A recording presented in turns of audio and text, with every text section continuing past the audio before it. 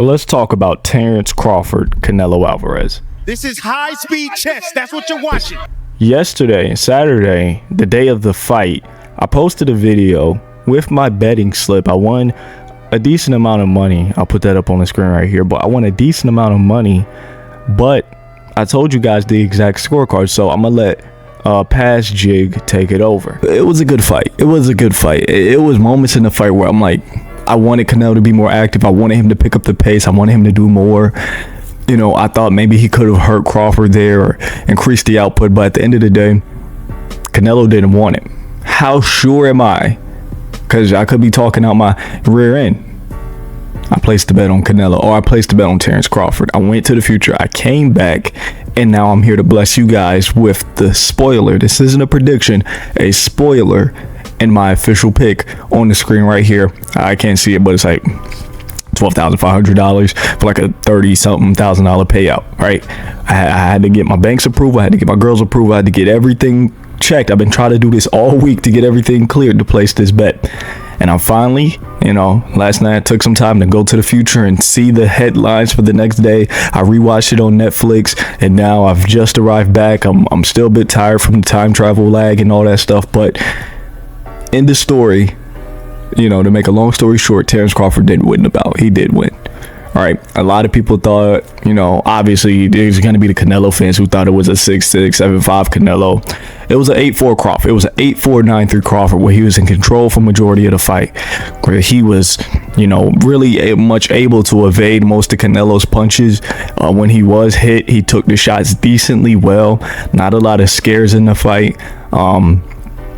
Man. Like I said, I do believe this is the beginning of the washed Canelo era. I think after tonight, we have to look at Canelo a bit differently now. Canelo Alvarez is obviously not the same fighter we once knew. He has regressed a bit. He's taken a step back. It's not even at the fact that he lost. If you look at the moments tonight in the fight that's to come, if you look at how he is moving, if you look at the aggression, if you look at the punching power, the placement, his speed, reflexes, it's been dialed back a bit. There has been some aggression here, and that's what really caught my eye going to the future and watching that fight, is that Canelo Alvarez is not the guy who beat Callum Smith. He's not the guy who beat Gennady Golovkin, right? He's not that guy. He's been lackluster. He's been underwhelming, and tonight was the confirmation that, he didn't just have a bad performance against that guy or that guy. No, Canelo is not himself. Tonight was really the test, the final day for Canelo to show me that he still has something of his old self in him, and unfortunately, he did not pass the test. So I hope you guys lock in your bets. Terrence Crawford, that's the guy we're going with for the night. I've been rocking with Canelo all the way up until this fight. I finally got a chance to go to the future and take a look, and I come back disappointed. Terrence Crawford is the victor by unanimous decision. 116, 112, 116, 112, 117, 111. All right, so that's what I said, right? I went to the future. I came back. I told you guys the scorecards, how the fight would play out. Now, let's talk about it. What happened? Right, disastrous night from Canelo, or is Terrence Crawford that dominant? Let's have the uncomfortable conversation here. Really impressive bout from Crawford. You got to give him all the props, all the credit in the world. He took a damn near impossible fight, moving from 54 to 68, fighting the undisputed champion. Really seemed impossible at times. Me being a big Canelo fan, me being a guy who's backed Canelo for majority of this fight, this seemed like an impossible feat. How did he make the impossible possible? How did he make anybody become nobody, right? And Canelo's a somebody. He's not anybody. So how do he make a somebody become a nobody? It was something but Crawford would say. Defense, man. Bud's defense. His IQ, the technical prowess. The guy was a step in front of Canelo every time. He absorbed the very few shots he took. He absorbed them pretty well. He constantly moved. The shot selection was effective, yet he didn't commit much at times, which was really interesting. He was still able to get effective, clean scoring. despite him not really like throwing a lot of big shots, like tremendous shots. So that was really interesting. That showed his power does translate a bit up to 168 pounds. He was well conditioned. The game plan, the strategy of Team Crawford was flawless. I haven't got a chance to watch the fight back. I've looked at the numbers. I looked at the judges' scorecards, which has nothing to do with my scorecard, but the numbers in the judges' scorecards tell me the fight was a bit closer than what people are making it seem. But like I said, I got to go back and rewatch this bout. Initially, I had it about an 8-4, 9-3-ish type of fight. I've seen some people saying 10-2, 11-1. I think that's absolutely ridiculous. But Canelo, what did I want to see more from Canelo? It's a lot, man. I could tear into Canelo for an entire video, honestly. As a fan of Canelo, I'm greatly disappointed in his last couple years of boxing. Canelo Alvarez has truly regressed as a boxer. I'm not saying that because he's lost. I'm not saying that to diminish Crawford's greatness. I'm saying that because that is what my eyes have been telling me. Even though I didn't want to believe it, I wanted to believe he was fighting bigger guys, so he wasn't able to look as great as he should have. But it is evident that Canelo Alvarez cannot make an adjustment. He cannot change the game plan. He is a bit slower. His power isn't as devastating as it once was. His head movement, his defense is absolutely taking a major step back. So, like I said, Terence Crawford, he deserves all the credit in the world. Nonetheless, with all those factors coming into play, I knew Canelo had a slight regression. I knew he had subtle regression in his game. I still had Canelo winning this fight. I still had Canelo knocking Terence Crawford out, right? So that's not an excuse. It's just the fact, and I think it's at this point it's the writing on the wall.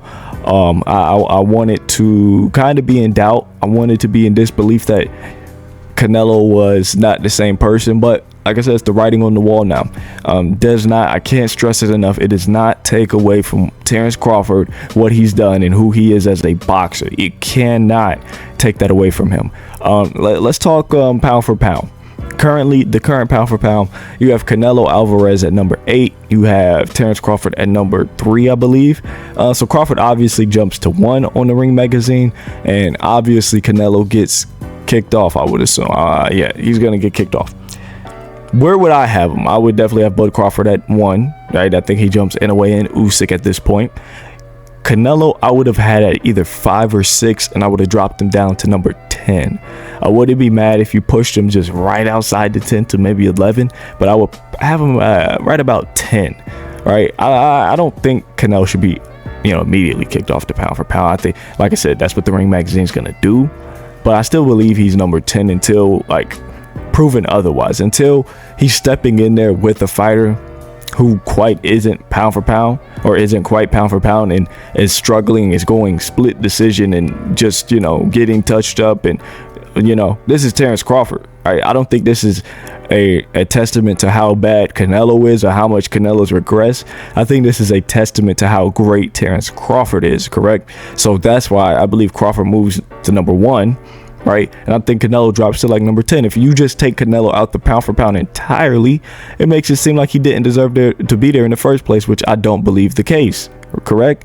When Errol Spence lost to Bud, he stuck in the pound for pound for a while, and I like that because it proves that Errol Spence deserved to be there, and he stuck there until his inactivity kicked him out. In terms of all time, I would have Terence Crawford either number 3 or number 4. I still have Pacquiao number 1. I have Floyd Mayweather number 2. Those are my interchangeable. They could either be number 1 or 2. I would have Alexander Usyk number 3 or Terence Crawford number 4. Those are my 2 interchangeables. Usyk and Crawford about neck and neck in my opinion, right? Crawford obviously has the better single individual win in what's my boy's name, Canelo Alvarez. Single individual win. I don't think Usyk has a win as significant as that. But if you want to talk about quantity and quality, Usyk has the more quantity and quality. Bud has the more hardware since he can move up more. Bud has gone undisputed more weight classes since he can move up more. But when you look at Krzysztof Glowacki, when you look at Marco Huck, Michael Hunter, Tony Bellew, Marat Gaziev, Breedis, Anthony Joshua twice, Dubois twice, and Fury twice, this guy's resume is impeccable. They're both flawless, undefeated. So interchangeable for me. Canelo Alvarez still goes in my 6 through 9-ish area. When you do so much, when you get to such a point in boxing history, there's not much you could do to move down. Like, I don't know what Canelo could really do to move down. At the end of the day, if Canelo goes on a bad losing streak, we're just gonna say he was out of his prime. You give him the pass, how we did a guy in Roy Jones Jr., how we did plenty of other guys in boxing. Sugar Ray Leonard got knocked out, we say it was past his prime. Muhammad Ali has some bad losses past his prime, right? So Canelo, where he's at now is probably where he's gonna die at, right? That's just the fact. There's nothing he could do. It's nothing. There are some legacy defining or legacy changing fights he could take that I simply as a fan would not want to see for his health and safety. I'm talking Bivol Benavidez, Artur Beterbiev, fights I'm not really interested in. It could boost him all the time if he's able to pull it off, but once again, I don't think he pulls it off. I don't think there's a chance he beats any of those guys. And then when you look at the people that's around Canelo all time, the Roy Joneses, the Bernard Hopkins, that's not Tommy Hearns, but the Sugar Ray Leonards, all these guys have bad losses, right? So like I said, losses doesn't really move you down all time. Whenever you get to a point on the all-time list, it's hard to move back down. I think Roy Jones is one of the few guys who took a lot of losses, and we kind of moved him down a bit. Like, Roy Jones was consensus like the best pound for pound fighter of all time, and then when he went on those bad knockout streaks, and we were like, okay, he's not top 5 all time. It does get to a point when you're being knocked out time and time again, we do have to move you somewhere. But in this case, in this aspect of Canelo Alvarez, I think he stays about the same. But there's a lot of videos to make on this. There's a lot of different views and standpoints I want to talk about. So we'll have the podcast up as soon as I could talk to Ian. I texted him this morning, so I'll let you guys know how the podcast is going. I'm still going to shave my head, you guys. I don't know if I'm doing it on the podcast or TikTok live. I'm going to shave my head. You guys will see me bald. I'm a man of my word. I hope you guys did enjoy the event. Thanks to Turki Al-Sheikh, Riyadh season, Netflix. It was amazing. Terrence Crawford, Canelo Alvarez, amazing bout. Something that really defines boxing. Something that was absolutely spectacular. Put a lot of eyes on the sport. It was a big formula, big equation for this event being as huge as it was, as great as it was. So absolutely loved it. Absolutely enjoyed it. Just a big step forward for boxing. So thank you, Netflix, Turki, Canelo, Crawford, everyone watching. It's been absolutely amazing. On to the next big event, which will probably be in November, or I guess Tank versus Jake.